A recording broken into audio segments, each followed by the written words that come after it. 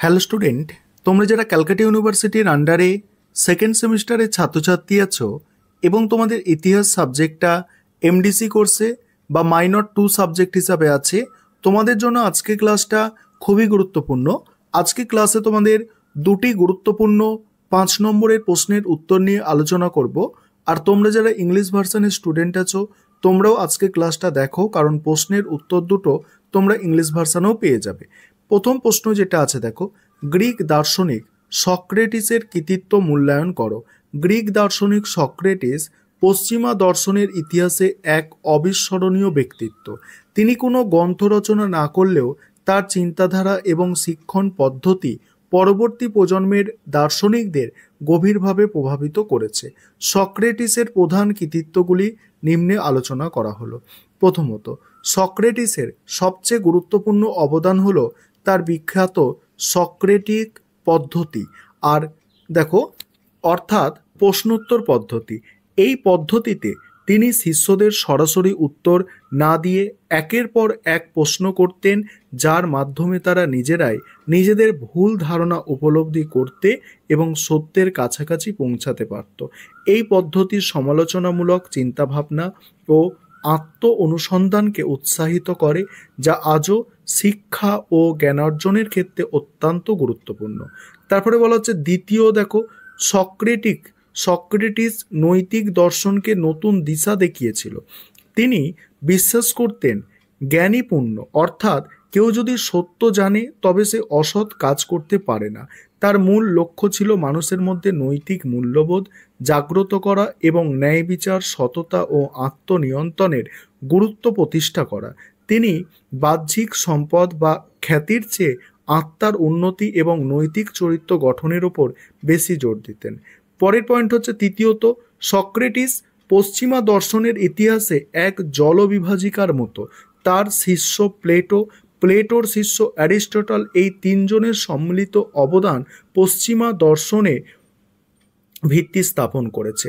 সক্রেটিসের চিন্তাধারা প্লেটোর আইডিয়ার তত্ত্ব, অ্যারিস্টটলের নীতিশাস্ত্র ও অধিবিদ্যাকে গভীরভাবে প্রভাবিত করেছে। চতুর্থ, সক্রেটিসের জীবন এবং মৃত্যু তার দার্শনিক আদর্শের প্রতি দৃঢ় অঙ্গীকারের প্রমাণ। এথেন্সে প্রচলিত বিশ্বাস এবং প্রথার বিরুদ্ধে তার মত প্রকাশের জন্য তাকে অভিযুক্ত করা হয়েছিল এবং মৃত্যুদণ্ড দেওয়া হয়েছিল, কিন্তু তিনি নিজের বিশ্বাস থেকে সরে আসেননি, যা তাকে সত্য ন্যায়ের প্রতীক হিসাবে অমর করে রেখেছে।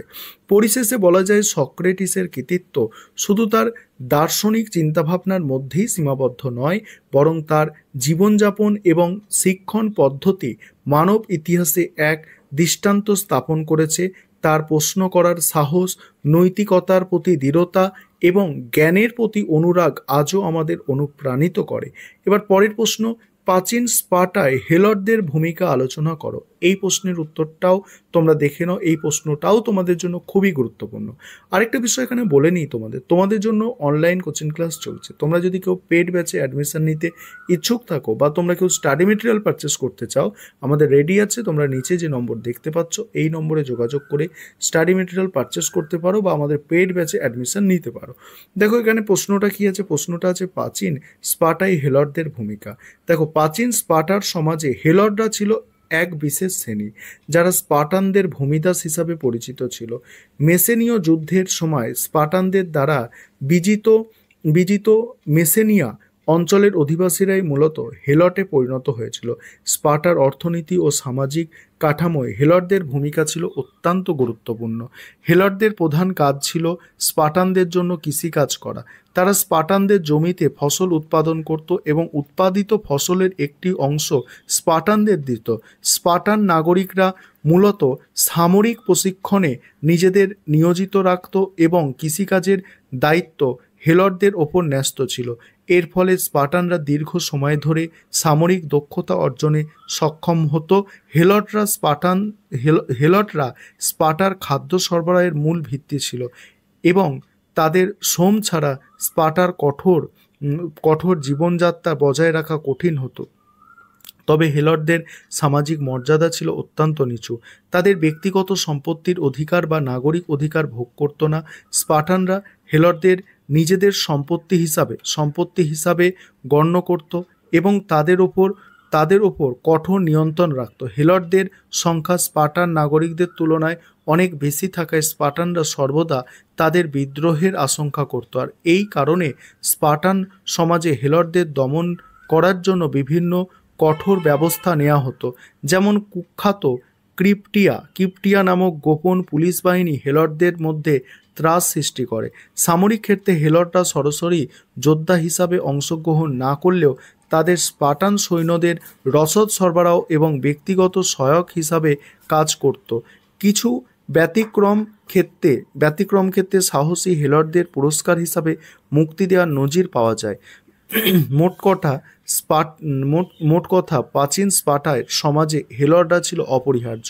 তারা স্পার্টানদের অর্থনৈতিক ভিত্তি স্থাপন করেছিল এবং তাদের শ্রমের ওপর নির্ভর করেই স্পার্টান সামরিক শক্তি ও অন্যান্য সামাজিক কাঠামো টিকেছিল।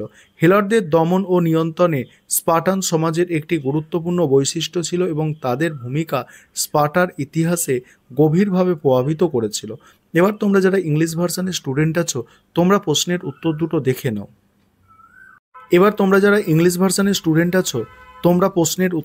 দেখে নাও। আমি স্ক্রল করে যাচ্ছি। আর আমাদের ইংলিশ ভার্সনের স্টাডি মেটেরিয়াল রেডি আছে, তোমরা চাইলে ইংলিশ ভার্সনেও স্টাডি মেটেরিয়াল পারচেস করতে পারো। তোমরা সম্পূর্ণ প্রশ্নের উত্তর দেখে নাও। এই হচ্ছে দুটো গুরুত্বপূর্ণ প্রশ্নের উত্তর।